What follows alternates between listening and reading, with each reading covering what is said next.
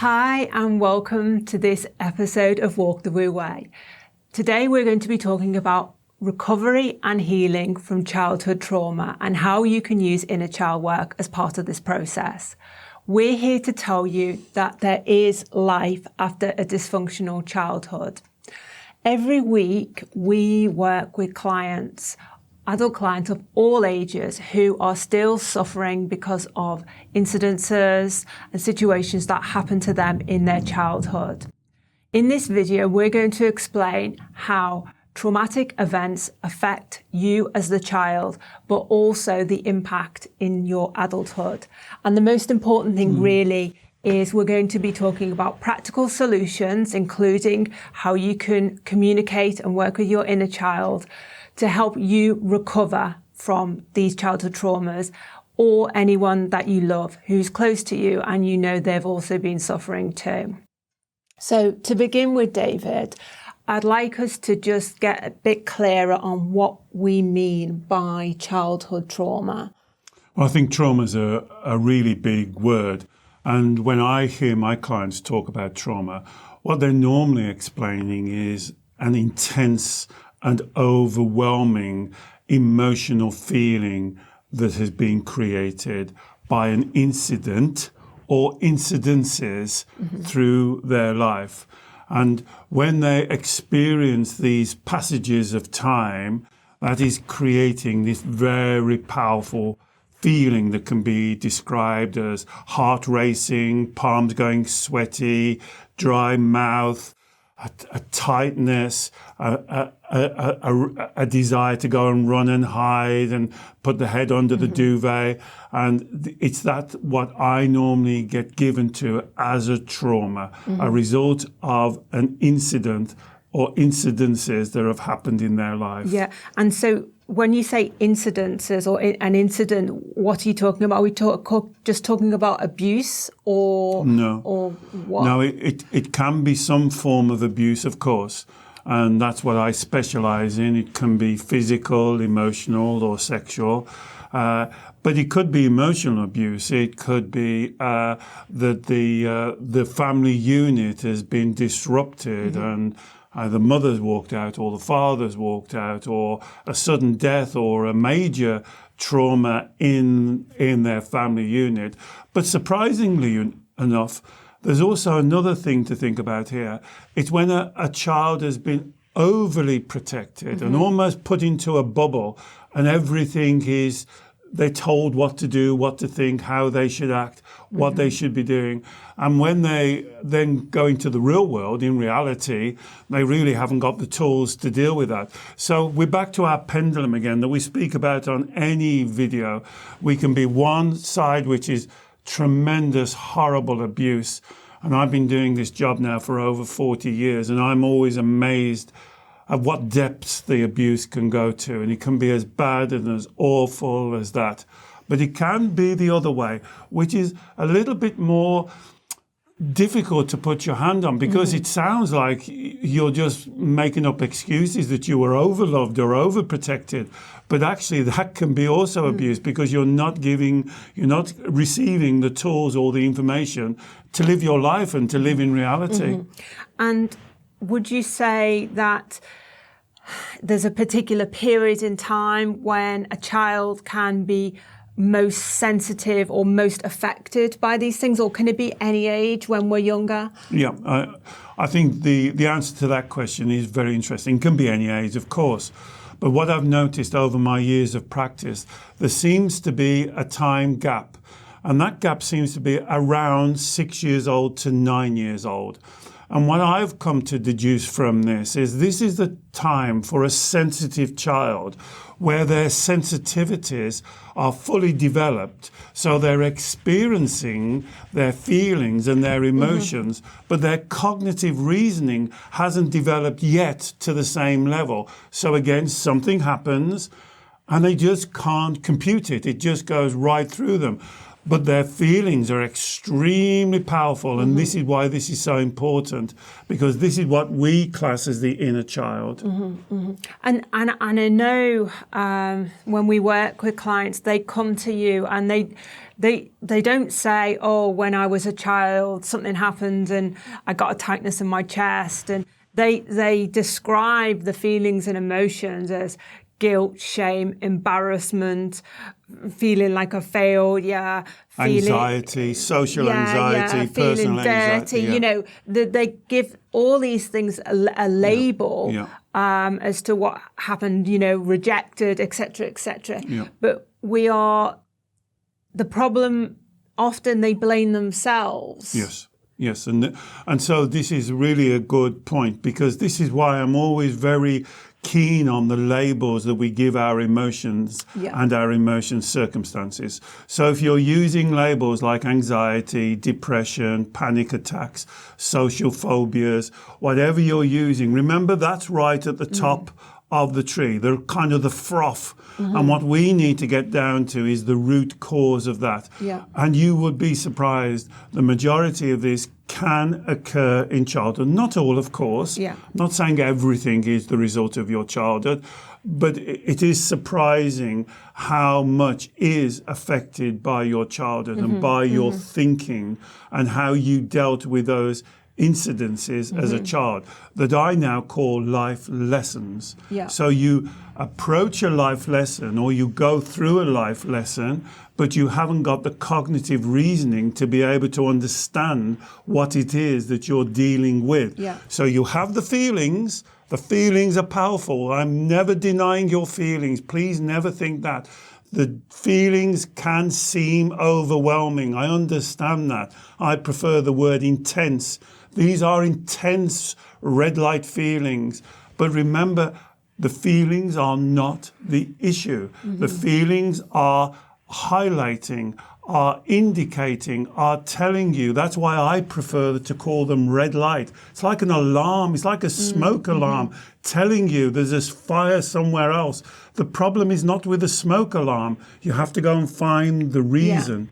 But as the child, if you don't know how to deal with the situation which is causing these problems, if you haven't got the appropriate adult guidance, then you do blame yourself or you do think there's something wrong with you, and then you box the whole thing off. You try to box it off, and then that's, I guess, that box of the issue which you've not dealt with is what you carry through into adulthood. And that's when we then deal with the adults with these issues that have not been dealt with.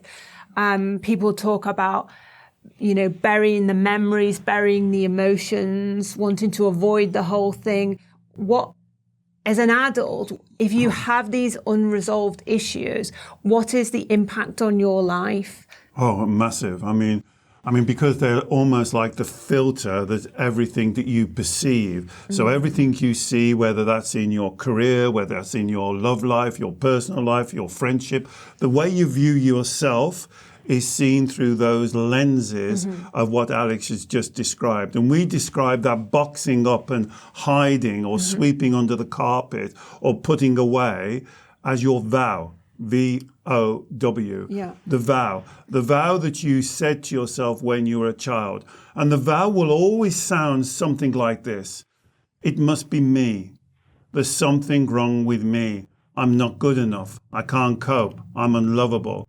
And you turn that life lesson around, and instead of being something that you can learn and grow like stepping stones, getting better, it becomes a prison that you build yourself in. Now, the reason you do this is not complicated. The reason you do this in order to keep you safe, to keep you protected. This is what the mind is doing. It's like, I put my hand in the fire, I've got burnt. I am not going to put my hand close to a fire again. And this is what the mind does. And this is why when later on in life you're dealing with anxiety, depression, think poor thoughts about yourself, that's at the froth, that's at the top of the tree. We have to go down because if you do not resolve that Alex says you put in the box, it doesn't go away. It doesn't dissolve. It's there, always there. Can I just say, a lot of my clients, when I give them this, they say, but David, I don't wake up in the morning and thinking about what happened to me when I was 7 or 8. Well, no, of course you don't. But the effects, it's almost like if you were used to wearing glasses with a yellow tinge, everything you would see in the world would be yellow. If there was blue, everything would be blue. You become to think that that's your normal. And even some people will say it's my natural, but it's not your natural. Yeah. And so this idea of everything is coloured by your childhood experience. This idea of protection, the shift in your belief system that happens because of the traumatic episode or series of episodes or whatever happened to you in your childhood which affected you so strongly, that causes you to have all these kind of emotional strategies as an adult, because you're still operating on this belief that you need to keep yourself safe, that you need to keep yourself protected. So I know we get a lot of clients who are constantly striving perfection because they believe they're not good enough because of the trauma that happened to them as a child, or because they believe they weren't lovable, or that they can't cope if something goes wrong. So they're working all these strategies for perfection, for people pleasing, often worried about what people think or say about them. And so all the time what they're trying to do, and it is very childlike. And I think that's why I like the analogy of the inner child. And remember, when we talk about the word inner child, it's just a label. We're not saying there's a child inside of you or there's a child floating about. It's just giving you a label that you can speak to that part of your mind. And your mind has almost become frozen like a kernel right in the center. And it's frozen in fear and it's scared and it wants to lock itself away because it doesn't want to be hurt again. So that's why we call it the inner child. It allows you to think about it. And the analogy works really well. If you think about it as a child, how would you deal with a child? Now, as Alex says, then it builds up these strategies. They're very clever, that we call the maze of confusion. And it's to put people off and it's to divert people, keep people away, come up with excuses, come up with justifications. Trying to please people is a great one. Trying to be perfect is one that I hear every day. And so this is how the kind of the thought process of being perfect. Well, if I was perfect, then everyone would agree with me. No one would disagree with me. I would not be treated, I would be treated slightly better. Excuse me. I would be treated slightly superior, and therefore I would not have any confrontations. I would not have any problems. And that's why, if I was perfect, this would make my life much happier. I would be more balanced. Everybody would like me. And wouldn't that be a perfect utopian Disney world? And the answer is no. The problem is that is not reality. And then that misalignment between what you're striving for and what reality is then creates the red light, anxiety, depression, feeling down on yourself, strong feelings in your chest, sweaty palms, getting confused, not seeing the way forward, doing things that are not to your best integrity, letting yourself down, lying to yourself, lying to other people, ducking and diving. And you set yourself around in this maze of confusion to try and confuse other people. But here's something, can I tell you this? The problem with a maze of confusion, you may well confuse other people, but you also confuse yourself. And you get stuck in your own maze. And I think another thing that keeps a lot of people stuck is that they acknowledge that they have had something serious happen to them as a child. Very serious. And then it's almost like they believe that the universe owes them something to kind of offset. So they've had something negative happen to them as in childhood, and they believe now they're an adult that the universe owes them to make it good, to make things better. And they almost use it, the terrible incidents. We're not denying how awful some of the traumas can be, but they use it almost like as a badge of honor to say, look, this happened to me. But that holding on to that in that way also keeps them stuck in this kind of maze so that they can't move on either. And this is very paradoxical. So take a moment now and drop your shoulders and take a breath, because what we're going to explain now is complicated because it's part of the confusion. So as Alex said, it's very important to me to emphasize, we are not saying that what happened to you as a child is not important and don't overrate it or anything like that. We're saying the opposite. Yeah. This was a trauma. Yeah. This was something that was major in your life. And it shouldn't have happened. And I'm very sorry that it did happen. We're talking about how you move on from that incident. How is it that you heal? That you take responsibility. And what Alex has just described as the Medal of Honor, you can't walk around with a sign saying on you, poor me, you have to treat me special. I deserve something. I am owed by you, by my family, by society, by the universe to make it right for me. Because I've got to tell you, I'm sorry, that will never happen. That can't happen. It's for you to understand, to learn the lessons that you have to learn so you can let that go. So you're not dragging it along with you. And I've got something very difficult to say to you now, because for a lot of my clients, they have been terribly, terribly abused. But then you know what? They carry on abusing themselves, and they create even more pain than the original pain that they experienced as a child. It's even worse, and this is the reason why it's worse, because it carries on every day, right through your life. You have to stop it. This will not change anything. We can't go back and redirect and rechange things that happened in your childhood. You already know this. You already know this. And this is why the analogy of the inner child really works well. Because when you go down to the depths of this, you will see something like, it's not fair. It's unjust. This shouldn't have happened to me. And guess what? You're right. It shouldn't have happened to you.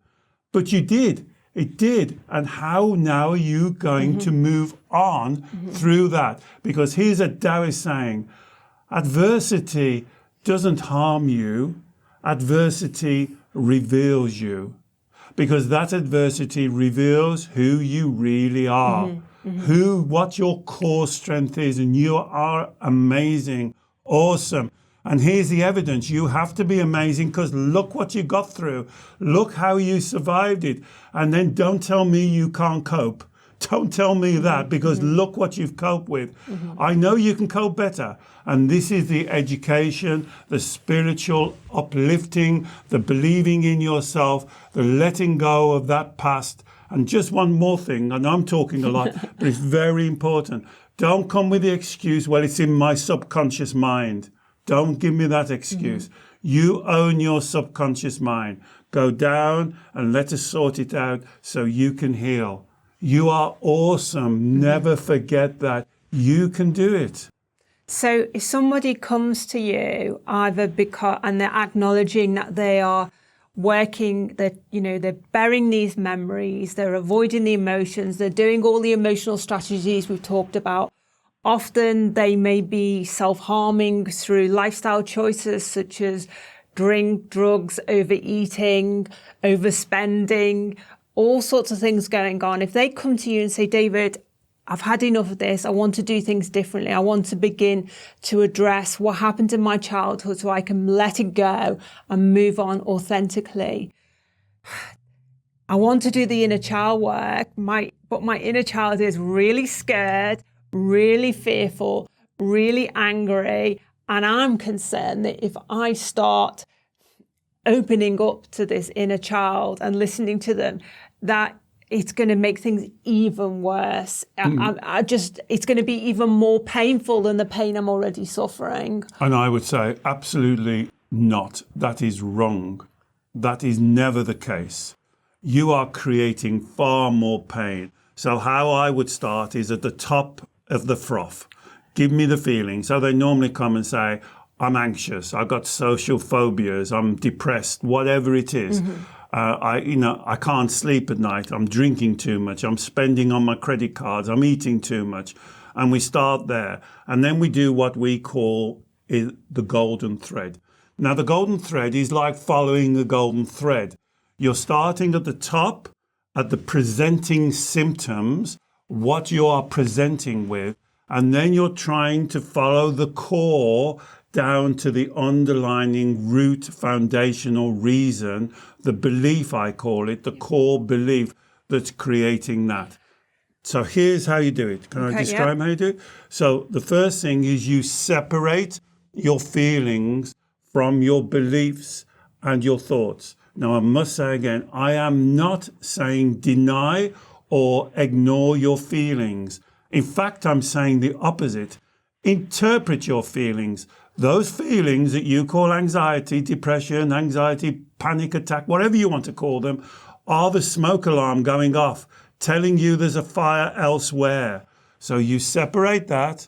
In fact, I want you to think about those as a benefit, as something that's helping you. And you say, what do I think or believe that creates that feeling? Now, one more tip before Alex jumps in, and I can see she's got lots of questions. One more thing.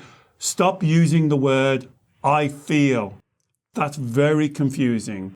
Here's what we say at the Wu Wei. Ban the F word. Stop saying I feel. Replace it with one of these. I think, I believe, I choose.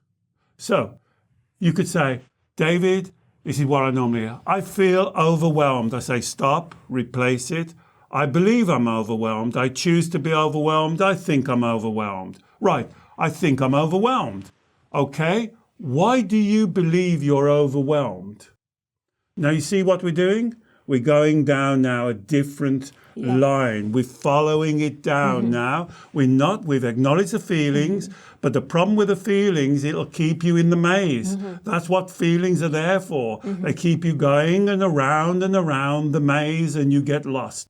So acknowledge your feelings, go down the different route. Okay, so if my top level feelings are, or my top level situation is, I'm not sleeping very well, I've got muscular tension in my shoulders, my digestion's messed up, I'm emotionally all over the place, I feel really stressed and anxious. That's the top level. Okay, so I would then ask you, so why do you think you're not sleeping well? Because I can't let go of something in my mind that's going on. So you see now? Going round and round and round. So then my next question is, what is it in your mind that you're choosing not to let go of? Okay. So you see what we're doing? Yeah. We're going down a total different road now. Yeah. Well, David, I've had something happen to me in my childhood, and I feel it's just not fair. And I would say, don't give me the F word. Okay, I believe what happened to me is just not fair. I can't. That person who caused me this problem in my childhood, I can't let it go. It's just not fair. I keep blaming them. I can't forgive them. And I can't accept what happened. So that's a kind of a little example. So we're now down to the point. You see, that's got nothing to do with sleeping. That's got nothing to do with what's going to happen last night and tonight. This, as Alex has just made up, perhaps goes back right into her childhood. And so now we're dealing with the real issue. And we now start to help the child by talking to the child in a soft way and saying, okay, darling, so what was it? And I would always suggest finding a pet name for the child. Yeah. So you don't go, okay, so what's the problem? Yeah. Because this is another thing. Can I tell you another thing I see daily? You are so hard on yourself. When people are suffering with these emotions, they are the hardest. They beat themselves up. This is what you've got to learn, a different technique. That's why I would call it a pet name. You say, okay, so darling, what is this incident that's caused you? I can see you're very upset. Yeah. Could you now explain to me so I can understand, please, and maybe I'll be able to help you. Yeah. If you can explain to me the incident that you believe was unfair. See, so I haven't criticized the child. I haven't judged the child. I haven't done anything. I'm not being judgmental or comparing the child. I'm not saying, pull your socks up, you should do better. Your brother doesn't worry about this. Why are you're always weak. I don't do that. You want to listen, because if you do not listen, and again, I've got to tell you, for people suffering with this is one problem I come through every day. You don't listen to yourself. You shut yourself off. You've got to stop this. This is a new technique. We call it the flip. Yeah. You have to flip it over. Yeah. And the things you've been doing, listen to me now, the things you've been doing all of your life has not worked. Yeah.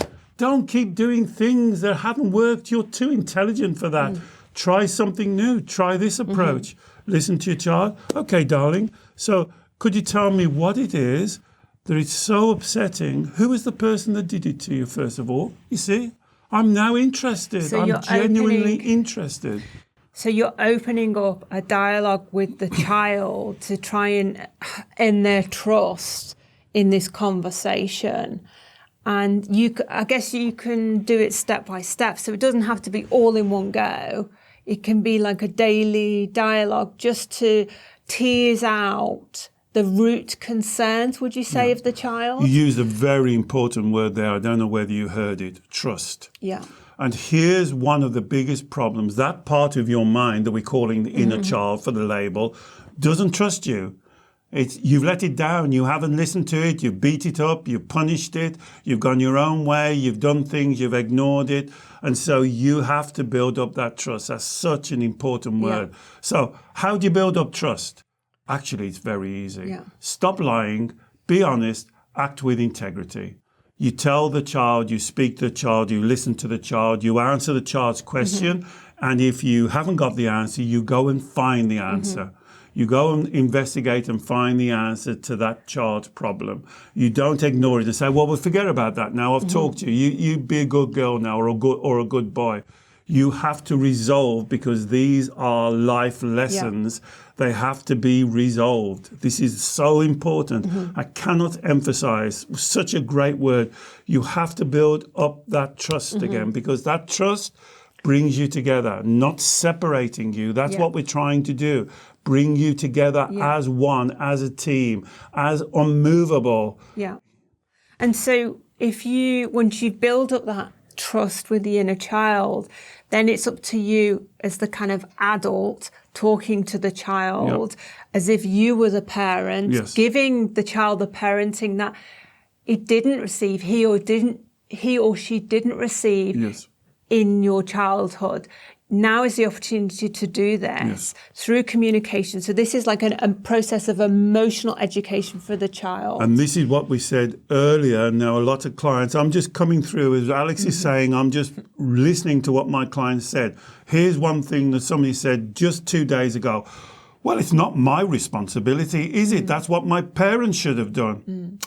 I'm sorry, they didn't do it. So are you now going to walk around the rest of your life being the injured party with the Medal of Honor on your thing saying, look at me, poor me, my parents should have done this and nobody's done it to me, so I'm now somehow injured or soiled or there's something wrong with me? You can do it. You wouldn't be listening to me now. You wouldn't have found us out if you can't do it. And this is why I think this is spiritual, or what we call Shen. This is the essence of who you really are. You're more than skin and bone and a collection of cells. There's something so fantastic about you.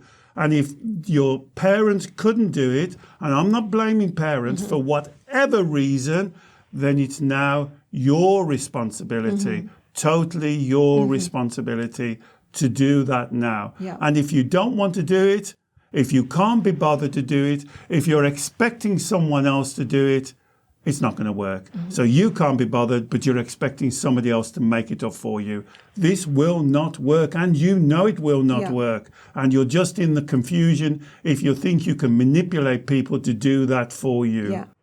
I mean, I think to be able to truly educate the inner child to bring about a resolution to this, as the adult part of your mind has to believe and buy into what it's telling the child. So you, as the adult, if you are still stuck on the idea of it wasn't fair, how dare they, etc., how can you convince the child that it is another way? Because the child's not stupid. The child will know if you're lying to it. And that's when I'm in a kind of a counselling or a therapy session. That's what I'm trying to find out. What is it your belief? Yeah. Do you believe in a thing called fairness? Yeah. Do you believe that all parents that have children should automatically be good parents and have great parenting skills? Do you believe, like some of my clients believe, that every word that comes out of your mother or father's mouth is the truth? Yeah. Do you actually believe that? Especially as you become parents. Yeah. This is what amazes me when my clients say, well, my mother said this, my mother told me I wasn't good enough, my mother didn't love me, my father left us, whatever it is. When you become parents, do you understand that these two are just human beings and they make mistakes? Yeah. They are not perfect. Yeah. Perfection is a perception. It doesn't exist. Yeah. And you've got to understand that. Now, if you don't understand that, then that's a discussion for me and you. Yeah. You have to try and convince me that you believe that every parent should have A1, perfect parenting skills, and to be able to parent you to the utmost. Yeah. Because, I mean, this is the life lessons we're talking about. This is the life lesson. This is the life lesson that you now, that is represented to you, that you now have to learn as the adult. That's right. To understand it, to accept it before you can teach your inner child and teach that life lesson to the child. So go back and talk to the child. You first need to understand it. So this idea that people will let you down, that parents aren't perfect, that they're on their journey, that they were learning too, that bad things sometimes will happen, that unfair things will sometimes happen, and that is the universe. We live in a universe of light and shade. This is the Wu Wei. These are the life lessons we talked about right at the beginning, that as a child, of course, you couldn't understand that. Yep. You were very sensitively, emotionally aware, but you didn't have the cognitive reasoning, the logic to help you understand that. So this is the time now, whether it's with a trusted therapist or doing the self-inquiry work for yourself, that you have to examine, find the core beliefs, as David said, any misguided lies, the vow, using the golden thread process that we talk about and that David uses to get down to the core misunderstanding, to revisit the childhood episode with sensitivity, with love, with compassion, and learn that life lesson. Can I just also say that was well explained, Alex, because those belief systems are like your computer or your sat-nav. They are driving your life every minute of every day, every week, every month, every year. Even if you're not consciously aware of it, don't give yourself the excuse, oh, it's in my subconscious mind. That's just an excuse. Your subconscious mind is 94% of your mind. Take responsibility for your beliefs. Go and find them. They are buried deep. You've spent a lifetime covering them up. So move the cover. At least, let me just give you this one thing. Make sure that you believe your beliefs. And this is how you test it. Very easy. This is what I say to my clients. This is what I believe, David. I'm not good enough. And then I say, give me the evidence and give me the reasoning. I'm not good enough because... That because word is very important. I can't cope because I'm unlovable. Because I can tell you on that last one, this is what I heard just yesterday. I'm unlovable, David, because my mother told me I was unlovable. She couldn't love me. Or how she acted towards Does that? me. No, she actually told her. Does that make you unlovable? If your mother tells you that you're unlovable, does that make you unlovable? Now, we can't deny that that's an extremely powerful wrong teaching for a mother to say to her child. But then when on closer examination, the time that she's cherry-picking that was one time when her mother was really angry with her, really upset with her, and then she said this. How many times have we said something like that to our children? She forgets all of the other times, and she focuses on that to prove her point. And that's what I'm talking about. Speak the truth, honest, have integrity. Your parents wasn't perfect. They did do things wrong. But don't use that as the justification or the excuse for you not taking responsibility for your life and your journey. And you also are not perfect. And if you do not understand that, you will not learn these life lessons. And then the Chinese call this the carousel of despair. Then the life lesson goes on the carousel like at the airport, and it will come back round to you. A different person, different time, same life lesson. Yeah. And you know this is true. How many times has it happened to you in your life? Same life lesson. You have to solve it. And if you can't be bothered, then I don't know how you expect anybody else to do it for you. Great. Thank you, David. So I think we've got a lot of advice there for beginning to work through these issues with yourself, with your inner child. If someone you love, someone you're in a relationship with, a family member, a good friend, if you know they are suffering because of childhood trauma, how can you reach out to that person and help them? Well, you have to be very careful. And Alex used a very interesting word there, reach out. And I would be very careful of that, because if they are not ready to talk about it, for instance, trying to get them to talk about it doesn't work. You almost have to get them to reach out to you. So how do you get them to reach out to you? You have to be inspirational to them. You have to show them that you are a person that they can trust. You have to show them that you are a person with integrity. And you have to show them, above all, you will speak your truth. You won't say something to placate them or make them feel better or to try and chivvy them along. You would say exactly what you believe. Now, what you believe may not be the truth, but it is what you believe. I believe this, and this is why I believe it. Like when I'm talking to you, this is what I believe, this is why I believe it. You can write in, and please do, and disagree with me, and we'll have a discussion, and we might agree to disagree. But the thing is, at least you can't question my integrity, because I haven't lied to you, I haven't misled you, I haven't told you one thing and then gone and done something else. So if there's somebody you love, make sure you don't do what we call a dual belief system. Say one thing and do something else. Yeah. If you're talking the talk, walk the walk.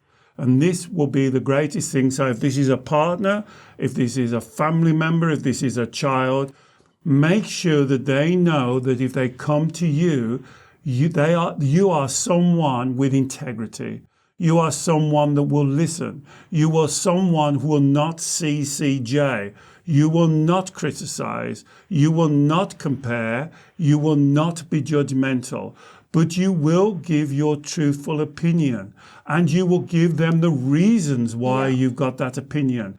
They can reject or accept. Just like as with my clients, just like when you're listening to this, you can sit there and say, this guy doesn't know what he's talking about. Then formulate your question and tell me why. Don't just say you don't know what you're talking about. Why don't you think I know what I'm talking about? And then we can get into a discussion.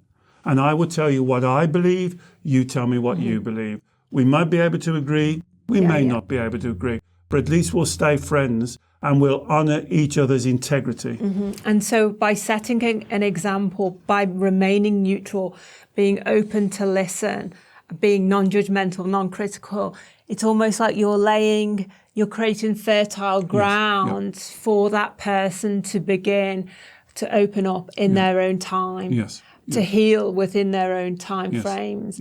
Because you may have gone through the process yourself, but don't assume that the next person needs to or will go through the same process in the same way. Exactly, and this is about comparing, and don't put a time limit on it. Like in our practice here, we don't do anything like, oh, you have to book 10 sessions. We say to somebody, book an introductory session, and if that's worked for you, then book another session, and book as you go along. Because some people like to have 1 session a week, 2 sessions a week. Some people like 1 session a month because they like to go away and digest it and make journal notes and come back, ask questions, because everyone's journey is unique. We're like snowflakes. We look the same, but everyone is unique. So do not compare. Do not think, well, I got through this. This was easy for me. Why is it taking you so long? Because they're going through a different journey. Respect their journey. This is your integrity. Hold your integrity, being that Wu Wei, as Alex said, that neutral place. Do not be judgmental. Do not compare, and do not criticize. Allow them to find their way, because then you're giving them the tools. Do not think it's your job to heal them or to solve them. That's their job. Yeah, brilliant. Thank you, David. And so when we've done this work, once we've done the inner child work, done the self-inquiry work, the impact, the transformative impact on our life and the lives of people around us for now and for generations to come is phenomenal. Phenomenal.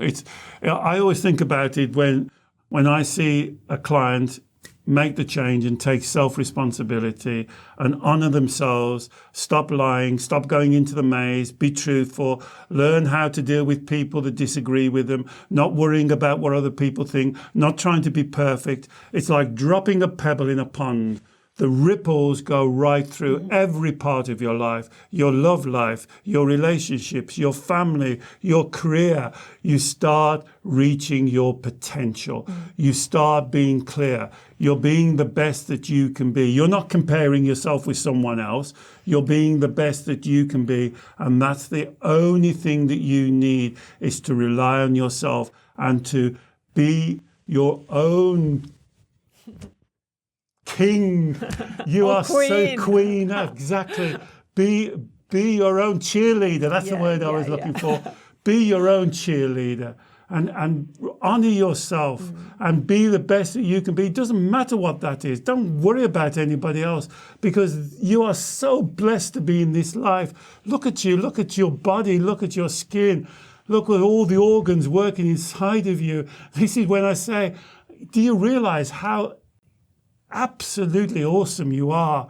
The words go beyond me. I don't understand how you could even put one shred of doubt on yourself. If you don't know nothing, go and learn it. Then guess what? You then know it. You don't have to learn it again. You don't have to keep on going around the carousel. Yeah, and this recovery is possible. I mean, you've worked with thousands of people on a whole spectrum of childhood traumas, and you know that, you are not sullied for life. And you're not alone. Yeah, you're not alone. It's not insurmountable. This is possible. Absolutely. If anything we've talked about on this video resonates with you, please feel free to share and comment and ask us questions. We'll always be very happy to answer them for you. And we look forward to seeing you very soon. Bye-bye.